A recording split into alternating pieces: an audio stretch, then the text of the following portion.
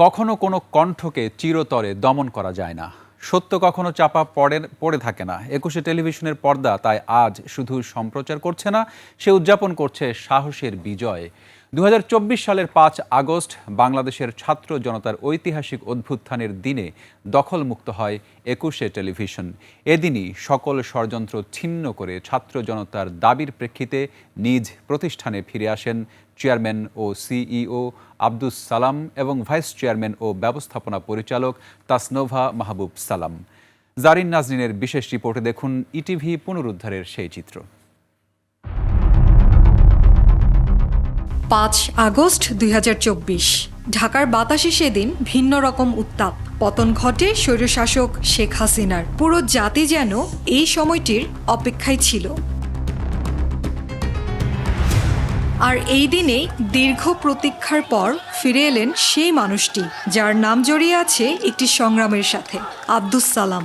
গণমানুষের অধিকার নিয়ে কথা বলায় যাকে বারবার পড়তে হয়েছে সরকারের রোষানলে। ২০১৫ সালের ৫ জানুয়ারি বিএনপির ভারপ্রাপ্ত চেয়ারম্যান তারেক রহমানের বক্তৃতা লাইভ সম্প্রচারের কারণে আব্দুস সালামকে আটক করা হয় ৬ জানুয়ারি ভোর রাতে। প্রায় ৩ বছর তাকে বন্দি রাখা হয়। এর মধ্যেই ২০১৫ সালের ২৫ নভেম্বর স্বৈরাচার শেখ হাসিনার বিশেষ সহকারী আব্দুস সোবহান গোলাপের নেতৃত্বে এসালাম গ্রুপ ইটিভি দখল করে নেয়। বন্ধ করে দেওয়া হয় দেশ জুড়ে মুক্ত খবর, জনতার কথা, একুশের চোখ সহ জনপ্রিয় অনুষ্ঠান। চাকরিচ্যুত হয় কর্মীরা। কিন্তু ২০২৪ সালের ৫ আগস্ট ছাত্র জনতার গণ অভ্যুত্থানে সবকিছু বদলে যায়। এই দিনে শেখ হাসিনার সরকারের পতনের সঙ্গে সঙ্গে ইটিভি মুক্ত হয় এসালামের দখল থেকে। কর্মীরা আব্দুস সালামকে ফিরিয়ে আনেন এবং ইটিভি আবারও তার স্বাধীন সাংবাদিকতার পথে ফিরে আসেন তাসনোভা মাহবুব সালাম।